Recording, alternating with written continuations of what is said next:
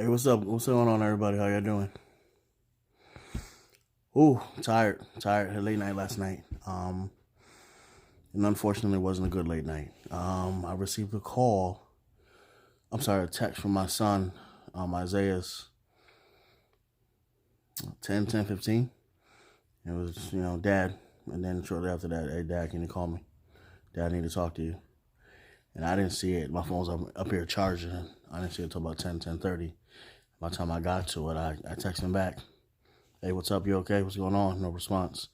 And I called. Nobody responded. Then his mom called me shortly after. And then she went into details explaining what the problem was. I didn't know what to do. I just went and got dressed as quickly as I could and went to grab him. Like I felt like he needed to be in my presence. I needed to be in his presence. I needed to calm him down. I needed to find out what was going on. So when I got there, I grabbed him.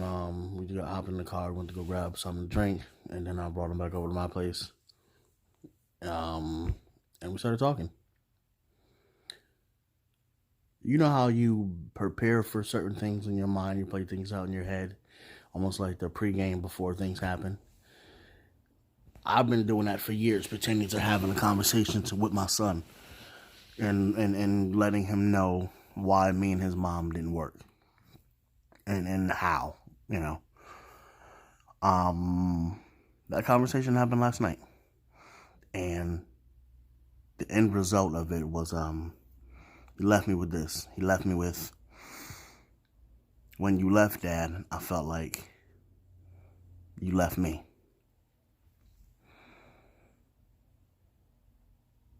That was the most hurtful thing I've heard my son say to me in a long time. And even though, he said it, he was saying that he wasn't saying it to hurt me at the moment.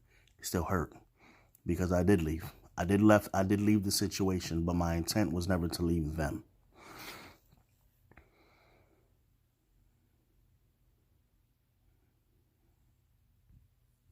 Hold on. All right. Sorry about that, guys. I'm back. Parents, you got to understand that our kids nowadays are under a lot of pressure to perform from you, if they're in sports, their coaches, friends, just on a regular, everyday basis. So as parents, our job is to protect, provide, and take care of, not add more stress to that. And granted, there are some situations and circumstances that, that may be hard to do being a single parent or single mom, a single dad, or whatever have you, or grandma, or, that may be tough to do because we put a lot more stress, we put a lot more pressure on our kids, and we force them to grow up.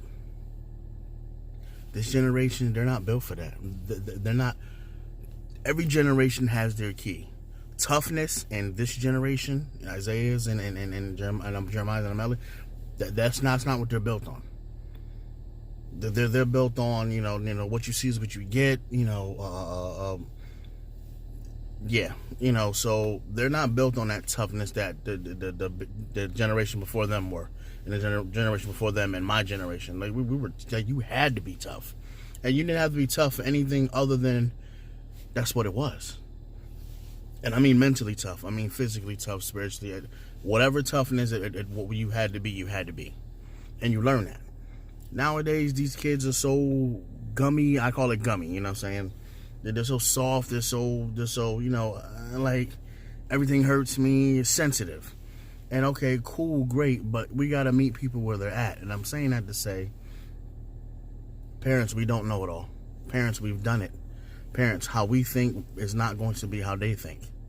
So acknowledge that, recognize that, and try to meet them halfway. Try to meet them halfway, because if they don't get understanding from you, they will go get it from somebody else or someone else or a group of other people that you don't approve of. Trust me. My son and I had almost a 2.5 hour conversation last night. 2.5 hour conversation last night. And he told me a lot. And I just listened. I listened and I heard his heart. He said things that I didn't approve of. I didn't interrupt him. He said things that, I definitely shouldn't have said. I didn't interrupt him. I just let him get it off his chest. Parents, we got to stop being so parenty and let these kids get what's on their chest off. You know how many less attitudes you'll get? You know how many less, snapbacks you'll get from these kids?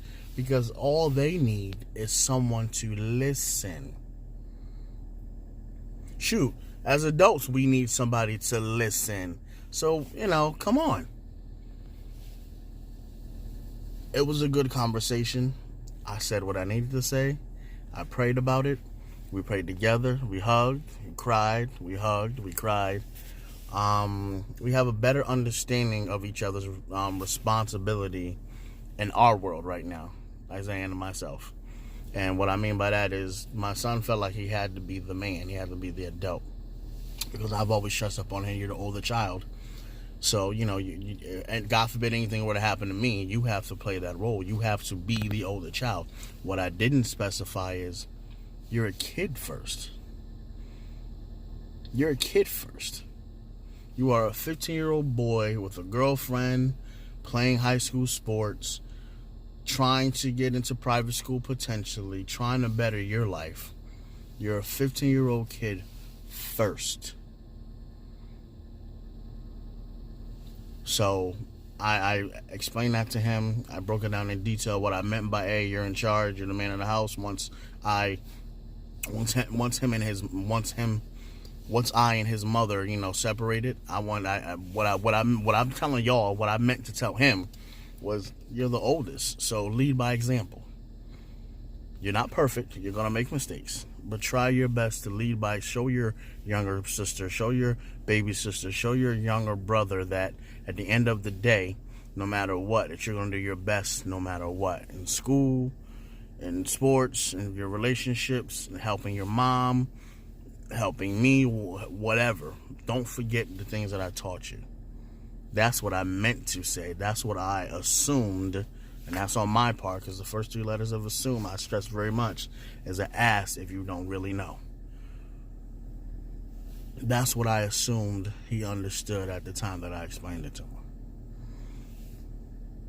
Come to find out, 3.5 years later, that's not it. He didn't understand that. So the conversation we had was good. It was really good. It was well needed. It was well needed, and it was well overdue. It was well overdue. And I have a strong feeling we're going to have a lot more like that. A lot more father-son conversations where my son can just be real. He can be himself. He doesn't have to try to put on a front for anybody, especially not me. I know him. I wiped his ass. I cleaned his pit. I cleaned his poop. You know what I'm saying? If there's anybody who knows him, it's me. So on that note, right now I'm headed to Stratford. You know my weekend things. It never stops.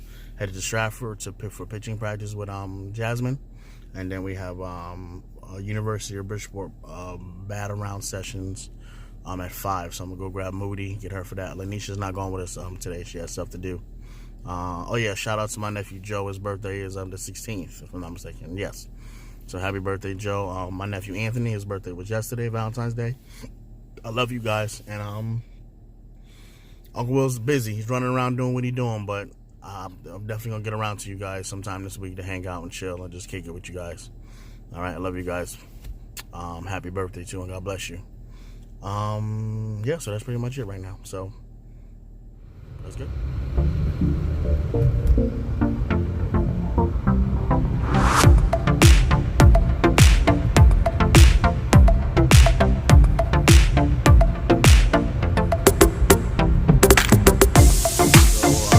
To the place, a little bit of traffic on the way, so I'm not sure if it was supposed to be. This is a private session that Jasmine has with another coach, so I'm not sure if it was supposed to be a half an hour or 45 minutes, but I'm pulling up now, and we're gonna see.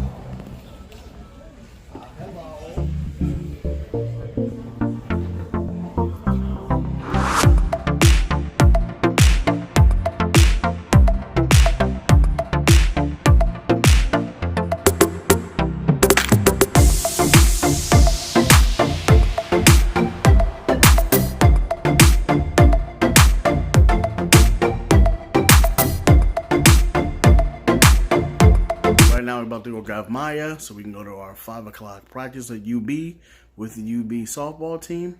It's gonna be fun. I'm gonna look at some new drills, check out some notes, and continue to work on it. Is that it's the college version of the teacher today? Oh my god, I can do what they do at I can do that. All kind of games. Or they do it with two. You're not there. Getting some BPN with some of the University of Bridgeport softball players, and just waiting for everybody to show up. It's about 20 minutes till, 10 minutes till, I think. And yeah, that's what we're gonna do now. So, hey, get in how you can, guys. Hey, remember, hard work works. Trust and believe. Every little bit and every opportunity you get to get better, because there are people out there that are. You heard the first thing she said? You heard the coach said? She said the first thing you learn in softball is a lot of instructions. Let's follow them. Let's go.